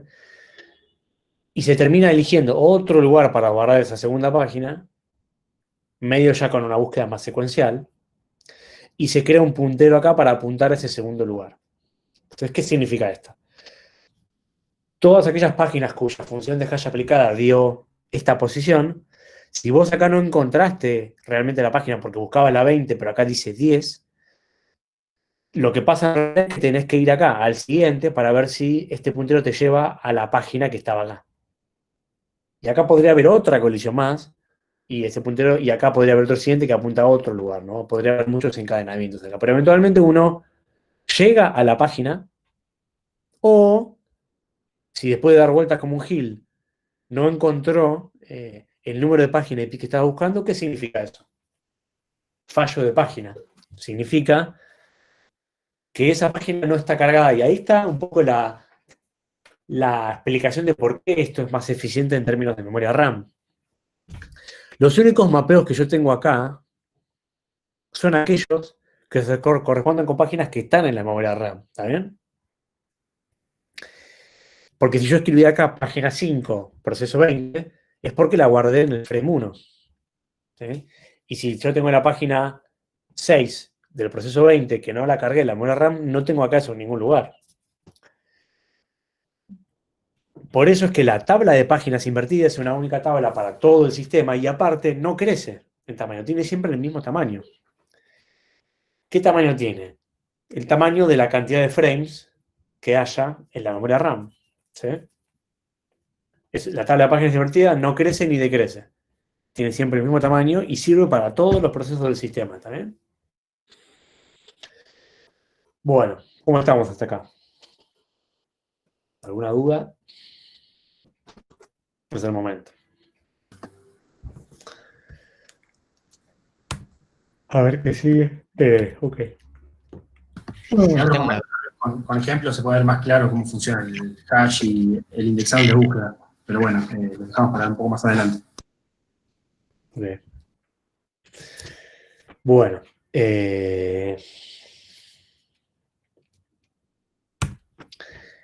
Perdón, ¿se me escucha?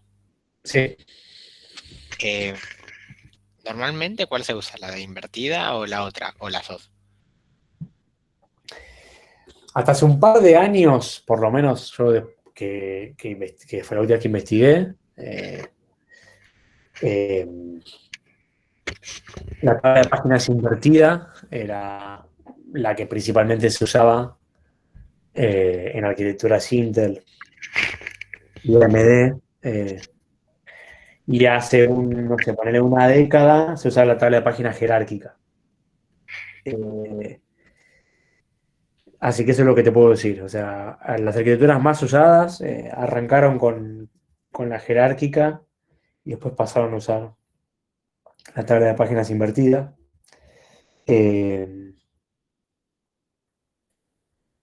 Eso lo define un poco la arquitectura, ¿no? Así que probablemente la mayoría usen invertida, por lo menos arquitecturas de máquinas multipropósito, ¿no? Computadoras de escritorio, servidores. Pero no te puedo confirmar hoy, digamos, ¿no? Pero por lo menos creo que hace unos años habíamos revisado un poquito y se mantenía un poco en las páginas invertidas. Porque, bueno, es muy atractivo en el hecho de que no importa si vos tenés 10 procesos o 20 o 30, si vos tenías el esquema anterior, cada uno tiene que tener su propia tabla de páginas, que podrás tener un pedazo de la memoria RAM y otro pedazo del disco, pero la tabla de páginas la tenés que tener y te está ocupando espacio en algún lugar, ¿no? Con la tabla de páginas invertida, no importa cuántos procesos tengas, el tamaño de cada uno, siempre tenés la misma tabla, ¿sí? Es una sola, está ahí en memoria RAM, tiene siempre el mismo tamaño, ¿sí? Así que bueno. Bueno, ¿qué es TLB? ¿Sí? Buffer de traducción anticipada. Es una caché. Es un soporte de hardware, ¿sí? ¿Vieron la caché clásica del procesador? Caché L1, L2, L3, que tiene muchos niveles. Bueno, esas cachés suelen cachear datos, ¿sí? O sea, el contenido de la página, ¿no? Pero suele existir también otra caché al lado de esas, que le llamamos TLB, y que en vez de cachear el dato propiamente dicho, la página, lo que cachean es pedazos de la tabla de páginas. ¿Sí? Pedazos de esta tabla o pedazos de esta tabla, ¿no? ¿Qué es lo que cachean técnicamente? Entradas de la tabla de páginas. Por ejemplo, la TLB podría tener para un proceso cacheados estas dos entradas, las primeras dos, por ejemplo. ¿Sí? ¿Y cuál es la idea? Bueno, intentar evitar con cierta frecuencia que el acceso para poder resolver la dirección, para poder hacer la traducción, sea a la memoria RAM, sino que se vaya a esa calle que va a ser más rápida, ¿sí? Que es la memoria RAM. Así que la TLB es, dicho yo, un caché de la tabla de páginas, ¿sí? Pero no guarda la tabla de páginas completa, guarda un subconjunto, un pequeño pedazo, ¿sí?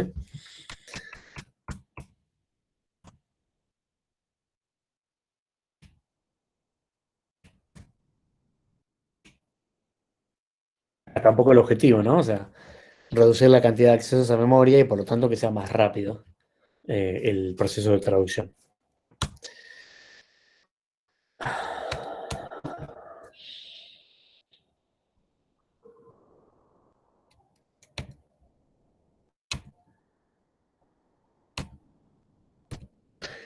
Hay una cosa que no está dicha, pero que yo decía, que se las digo, y es, volviendo un poco sobre lo que hace el hardware en relación a la memoria virtual, hay dos grandes funcionalidades, ¿no? Para terminar de pasarlo en limpio. El hardware hace, por un lado, la traducción de las direcciones, ¿sí? Y de direcciones lógicas a físicas, y por otro lado hace la validación de que esos accesos sean válidos o no. ¿Está bien? Y ambas cosas las hace porque por un tema de performance es conveniente que lo haga el hardware, porque si lo hiciera el sistema operativo sería todo muy lento. Pero acuérdense de esto, que el hardware resuelve estas dos problemáticas, ¿sí? La parte de los permisos y la seguridad, ¿no? Donde valida que pueda el proceso acceder a esa página o para leer, para escribir. Y si se produce un error, lanza una interrupción. Y aparte hacer la traducción, ¿no? Donde, si para poder hacer la traducción se encontró con que la página no estaba en la memoria, también tiene que lanzar una interrupción, ¿no? Este último caso llamándose un page fault. Bueno.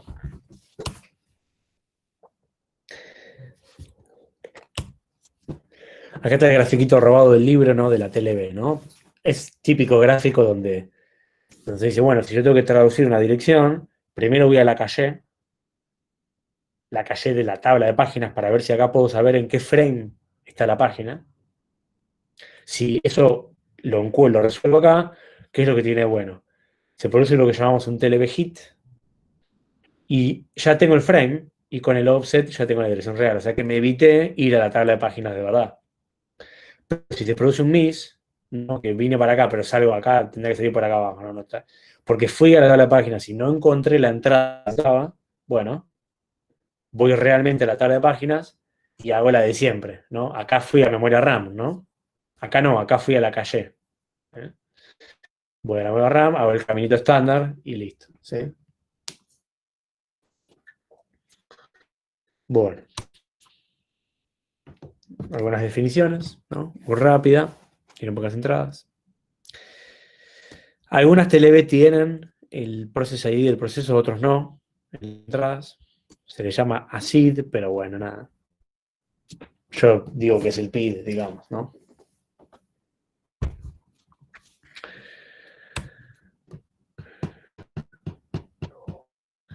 Y acá un poco de definiciones de lo que especifica, ¿no?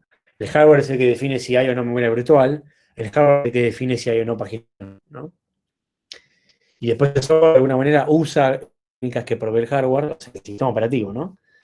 Y tiene las posibilidades de usarla a su manera, ¿no? No es que usa exactamente lo que le da el hardware tal como se da, sino por ahí lo usa mucho, lo usa de una manera. Entonces el sistema operativo de alguna manera usa estrategias y define las políticas para poder gestionar esa memoria virtual de manera adecuada.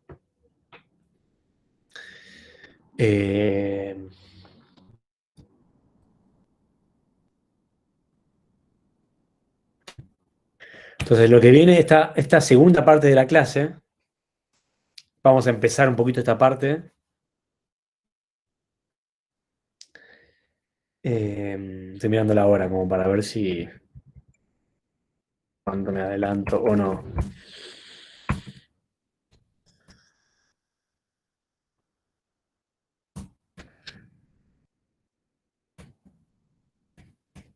Muy buena esta tabla, ¿eh?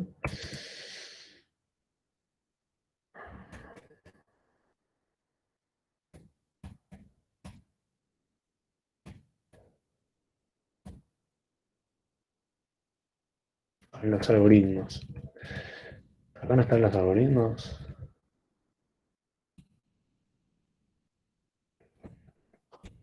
Claro. Bien. Bueno, vamos a llegar a ver algunos de estos y ahí cortamos. Bueno.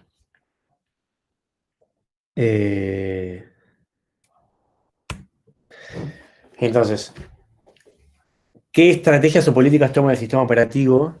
100% de su responsabilidad en relación con la memoria virtual. Son estas, ¿sí? Por un lado, dónde ubicar las páginas. Por otro lado, el reemplazo, si tiene que hacer o no un reemplazo de una página. Cómo va a administrar de alguna manera ese conjunto residente, que son las páginas que están en memoria RAM.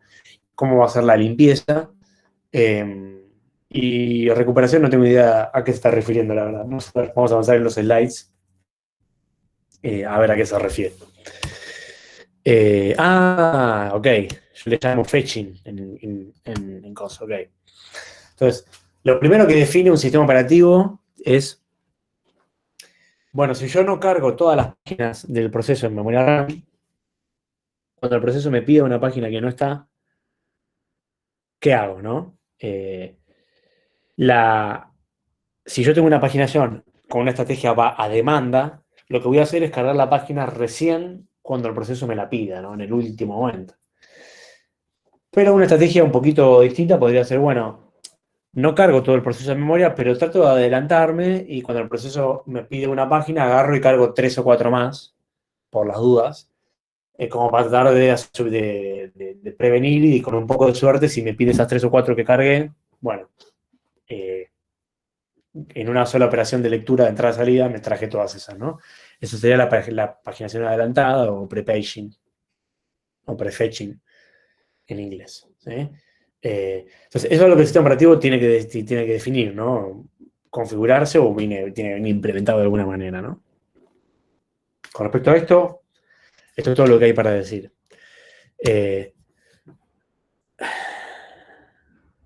Mira, está bueno eso.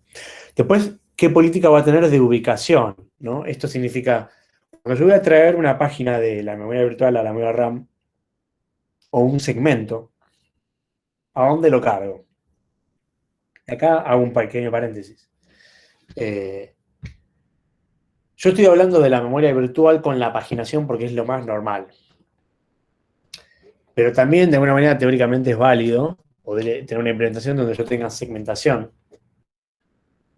con memoria virtual. Y entonces el segmento lo tengo en disco y lo cargo cuando lo necesito. Lo que pasa es que en la práctica no hay implementaciones así porque probablemente un proceso necesite todos los segmentos de memoria RAM. Tal vez una parte de ellos, pero todos. ¿Sí? Entonces, si yo tengo segmentación sola, probablemente no haga mucho sentido. Pero bueno, estos algoritmos que vimos antes, ¿se acuerdan? Best fit, fair fit, los vimos en particionamiento dinámico. Servirían para definir dónde ubico un segmento de memoria RAM en los huecos que yo tengo libres, ¿no? Entonces, el sistema operativo implementar alguno de esos algoritmos o algún otro para definir dónde ubica la página, ¿no? Naturalmente, la política de ubicación con paginación no tiene ningún sentido, no hay nada para definir, por eso no aparece acá. ¿Por qué? Porque cualquier frame que yo tenga libre es susceptible de ser usado por la página que estoy cargando, ¿no? No necesito que esté una página al lado de la otra. Así que no hay una política de ubicación cuando yo tengo paginación, ¿sí? Bueno. ¿Qué vimos hasta ahora entonces? ¿Cuándo cargo las páginas? ¿Dónde las ubico? Y ahora viene un poco la parte más pesada, que la vemos un pedazo y más tarde profundizamos, que es cuando tengo que hacer un reemplazo o una sustitución, ¿qué página voy a reemplazar? ¿No?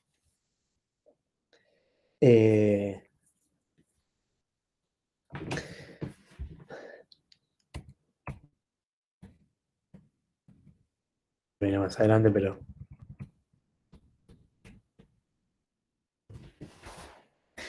Las razones por las cuales yo, como sistema operativo, voy a decidir reemplazar una página pueden ser dos. La primera es la más obvia. Tengo rellena la memoria RAM. Entonces, no tengo frames libres. ¿Sí? Entonces, tengo que pisar algún frame donde ya había una página. ¿Sí? Ese es el primer caso. Y el segundo tiene que ver con que el sistema operativo podría tener un manejo del conjunto residente, o sea, de las páginas que los procesos tienen cargado de memoria, un manejo controlado y limitado, ¿no? Esto lo vamos a ver ahora en el punto D o E, pero básicamente consiste en decir, bueno, yo elijo tener una configuración en la cual no cargo más de 5 páginas por proceso a memoria RAM. ¿Ok? Un sistema podría tener esa política. Para tratar de que el proceso no se zarpe cargando demasiado, ¿no? Si el sistema tuviera una política así, donde limita, naturalmente, si el proceso carga 5 páginas y pide una sexta, estoy en un problema, ¿no? Entonces, voy a tener que quitar una página de las que ya tenía para traerla nueva, ¿no? Entonces, este es otro motivo por el cual podría tener que hacer un reemplazo de páginas, ¿sí? Entonces, sea el primer motivo o el segundo, cuando llego a la conclusión de que tengo que pisar una página de la memoria RAM con otra que tengo que traer, acá empiezan a aparecer algunas cuestiones, ¿no?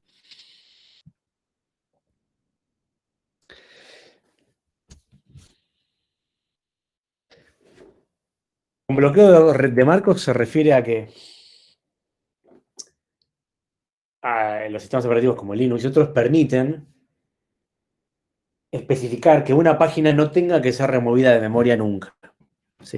Eso es algo que el proceso puede determinar, ¿sí? A través de una llamada al sistema, una syscall, ¿sí? Y eso de alguna manera es como anular el esquema de memoria virtual para alguna parte del proceso, ¿sí? Entonces, si una página está bloqueada, o en inglés o en castellano bloqueada, esa página no va a poder ser reemplazada, ¿sí? Porque el proceso decidió que tiene que estar la memoria RAM. ¿Por qué puede decir la memoria RAM? Por un tema de performance, ¿sí? Pero es peligroso hacerlo así a diestra y siniestra porque estás anulando el esquema de memoria virtual y seguramente hay algún límite, ¿no? Estoy compartiendo pantalla de manera completa, ¿no? Sí. En Linux, la función para se llama mlock.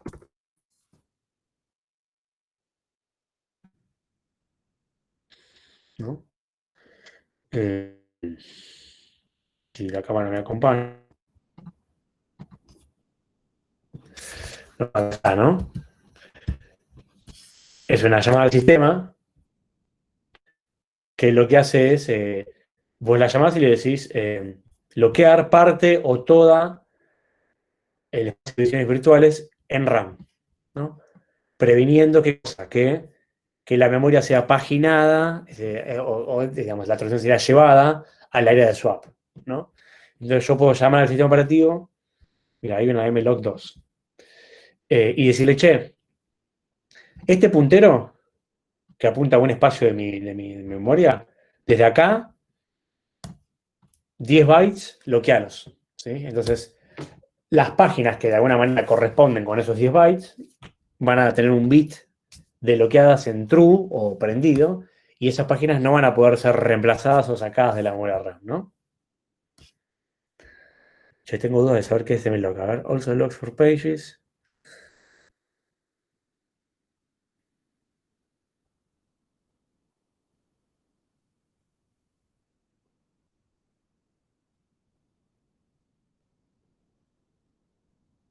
Ah, está bueno, es un poco más eficiente esto. Solo con un solo flag. Claro. O sea, esta te permite, con esta vos le decís, bloquea esto, fin de la historia. Acá le decís, si esta parte de la memoria, lo podés decir, está en RAM, conservala y no la bajes nunca más. Pero si no, no hagas nada, ¿no? Como que le pones un poco de onda. Bueno, volvemos. Acá. Entonces, si no tenemos la página bloqueada, entonces viene el siguiente problema, que es, bueno, decidí que tengo, o sea, tuve un page fault, acuérdense que arranca con eso, ¿no? Porque me pide una página que no está en la memoria RAM.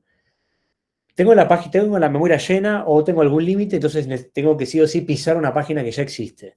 La página no está bloqueada, ¿sí? Entonces, todas las páginas no están bloqueadas. Pero ahora la pregunta que viene es, ¿cuál de todas las páginas que están por ahí, que son susceptibles de ser reemplazadas, es la que yo voy a pisar? ¿Sí? Voy a pisar las páginas de ese mismo proceso que generó el page fault. Voy a pisar una página de otro proceso.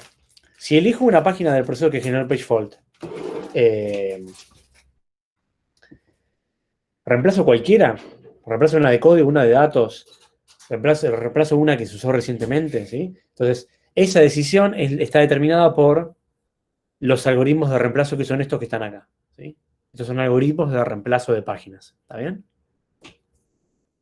Y ahora vamos a verlos rápido y en unos minutos después del corte los vemos un poco más en profundidad.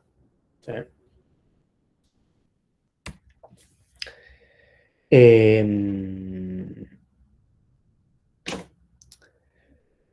Algoritmos posibles. Primero, algoritmo óptimo, ¿sí? El algoritmo óptimo es el algoritmo imposible de implementar, pero que sirve para comparar. Consiste en decir, bueno, la página que voy a reemplazar va a ser aquella que no va a ser referenciada en el futuro. O de todas las que hay, es la que va a ser referenciada lo más lejos en el tiempo, ¿sí? Es imposible de inventar porque obviamente hay que saber el futuro. ¿Qué significa saber el futuro? Saber qué páginas me van a pedir los procesos, y eso implica saber cómo van a ejecutar, ¿no? Pero, cuando uno analiza algoritmos de verdad, lo que se hace es comparar con este algoritmo para una traza que ya ocurrió, ¿no? Entonces, como ya ocurrió la traza, uno ya sabe el futuro. Y por lo tanto, ¿qué es lo que va a pasar? Bueno, como el algoritmo óptimo siempre reemplaza la página más lejana, va a ser el que mejor se va a comportar. Por eso se le llama óptimo, ¿no? Entonces, aquellos algoritmos de verdad que más se acerquen al comportamiento del algoritmo óptimo, van a ser aquellos que mejor se comporten, ¿no? Bueno. Ahora en un rato vamos a ver ejemplos de esto, pero por ahora los describimos.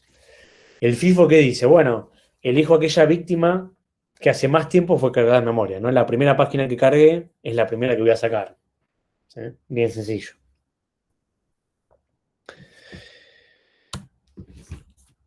Después, el algoritmo LRU, Least Recently Used, significa aquella página menos recientemente usada, ¿sí? O acá lo describen un poco mejor, la que hace más tiempo no es referenciada. Entonces, si yo cargué 3 páginas, ¿no? Y usé las 3, y después solo usé 2 durante un tiempo, y tengo que hacer un reemplazo, aquella página de las 3 que ya no uso más hace más tiempo es la que voy a reemplazar. Pero voy a mirar el uso, ¿sí? No voy a mirar la carga, el momento de carga, ¿sí? Por eso es las recently used, ¿sí? Y después viene un algoritmo que se llama el algoritmo de reloj o de clock o segunda oportunidad.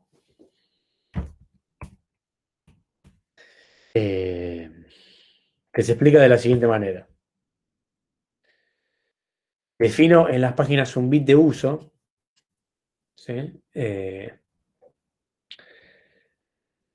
va a significar 0 si no fue usada, o 0 si fue usada hace mucho, y 1 si fue usada recientemente. Y de alguna manera voy a tener un reloj, ¿sí? Por eso lo llamo reloj, que va a estar apuntando a todas las páginas, de todas las páginas del proceso, a una de ellas, un puntero, ¿sí? Entonces, ¿qué es lo que hago? Cuando llega el momento de reemplazar una página, recorro, en el sentido de la hoja de reloj, o si fuera el inverso, no importa, pero empezando donde está el puntero, ¿sí? En busca de una página que tenga el bit de uso en 0. ¿Sí? Y cuando encuentro una que está en 0, reemplazo esa. ¿Sí?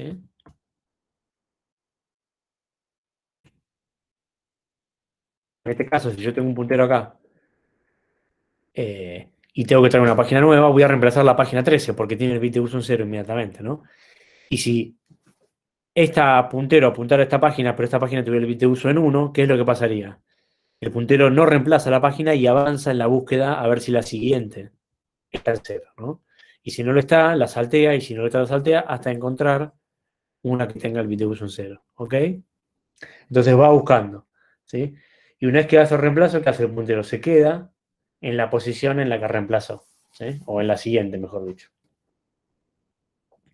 ¿Cuál es la idea de este algoritmo? Es una combinación entre FIFO y LRU. ¿Sí? Porque con el bit de uso, de alguna manera, es como que trata de darle una idea de que si la usaste hace poco no la reemplaza, y si la usaste hace mucho sí la reemplaza. Pero no tiene una fecha real guardada en las estructuras, sino que tiene un único bit, ¿no? Ahora lo vamos a ver un poquito en acción, digamos. Una cosa importante que no sé si lo aclaraste bien, Esteban, es que si está apuntando a una página que tiene el bit de uso en 1, va a decir no reemplazarla y va a avanzar. Pero cuando hace eso, pone el bit de uso en 0. Exactamente. Sí, me lo olvidé. Para que cuando dé la vuelta, encuentre al menos una que tiene el bit de uso en 0. O sea, veía que va avanzando y encuentra el bit de uso en 1, lo cambia a 0 y avanza, pero no reemplaza. Cuando encuentra una en 0, hace el reemplazo. Entonces, la siguiente vuelta, ya una página tuvo una oportunidad de no ser reemplazada, pero se ve que la perdió porque el bit de uso pasó de 1 a 0. Pero cuando se usa la página, se pone el bit de uso en 1. En cualquier momento que se utilice, el bit de uso pasa a ser 1. Exacto. Entonces, si mientras el reloj está dando la vuelta, ¿no? Porque cada vez que hay que hacer un reemplazo avanza, la página quedó en 0, pero antes de llegar de vuelta volvió a ser usada, se actualiza y se pone en 1. Entonces, ¿qué pasó con la página? Ganó una oportunidad más, ¿no? Porque cuando vuelve a encontrarla, como la va a encontrar en 1, no la va a reemplazar, ¿sí? Pero la va a dejar en 0 para la próxima, ¿sí? ¿Le puedo hacer una pregunta? Dígame. Y digo, ¿cómo sé en qué forma va a estar, digamos, no sé cómo decirlo, cómo va a estar ordenada esa rueda, entre comillas? ¿Cómo? O sea, ¿hay No está una forma de especificado, saberlo? pero- Ah, ok. No, imagínate en el orden. En el, or- en, el sistema va a definir probablemente define una cantidad máxima de páginas que va a cargar en memoria RAM y, y puede haber una lista que tiene las páginas ordenadas descendientemente o por número de página, y entonces el puntero las recorre en ese orden o, o alguna otra, como que no nos importa tanto el orden, como que lo planteamos de alguna manera y después se recorre en ese orden, no se ordenan de ninguna manera en particular. Ah, ok, Digamos. ok, perfecto.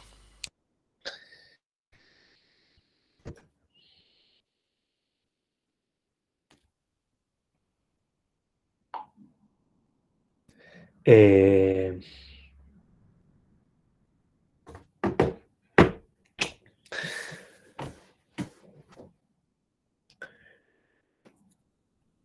Bien.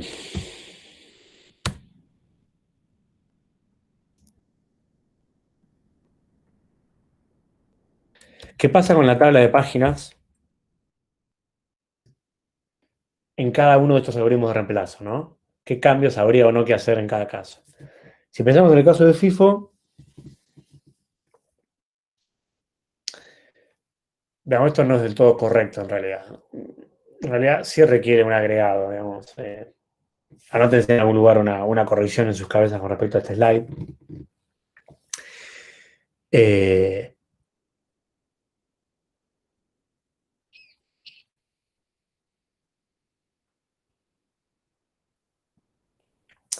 Requiere algo. Lo que requiere es, ¿qué cosa? ¿Cómo sé yo cuándo cargué la página? Tengo que tener un campo que me diga la fecha de la que la cargué, ¿o no? Si no, no hay forma de saber cuál es la última página que cargué, ¿sí? O la primera, para reemplazar. Así que tengo que tener una fecha, una especie de timestamp que me diga el momento de carga. ¿Sí? Así que sí necesito agregar eso. Yo podría decir, bueno, no tengo eso, pero tengo una lista de páginas, una lista por otro lado, y las ordeno por orden de llegada. Bueno, ok. En este caso también estaría bien, ¿no? Así que necesito agregar la fecha o tenerlo en otra estructura, ¿no? Pasa que por ahí no lo usamos, no lo hacemos muy explícito, pero bueno, eso no está del todo, está para corregir eso. Pues si yo uso el algoritmo del RU, necesito agregar una cosa en particular y es el instante de referencia. El instante que yo les dije que tiene que estar antes, pero que es el instante de carga, ¿sí? Acá sería el instante de referencia. ¿Qué sería eso? Bueno, la fecha en la cual esa página fue por última vez referenciada. Ya sea cuando se cargó la primera vez o si después se usa un par de veces más. Bueno, tengo que tener una fecha ahí por ahí, ¿no?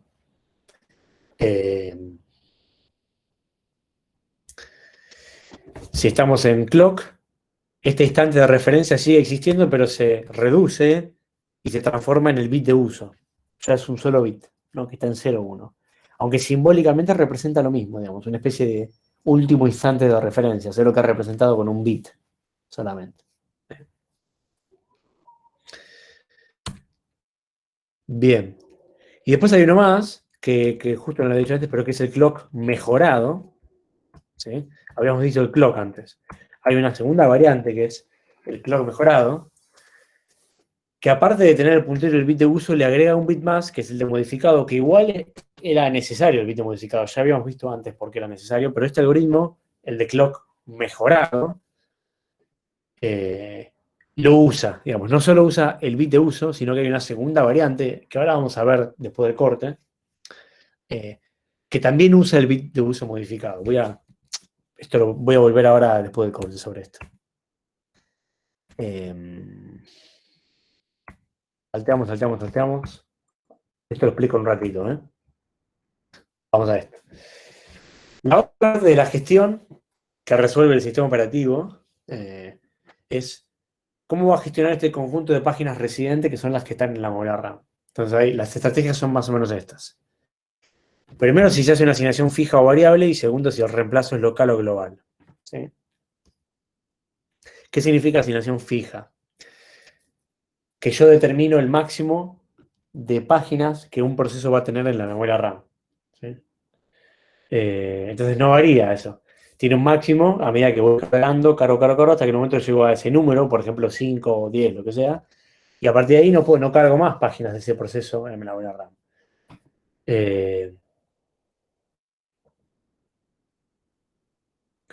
En ese caso, si el proceso me pide una página que no está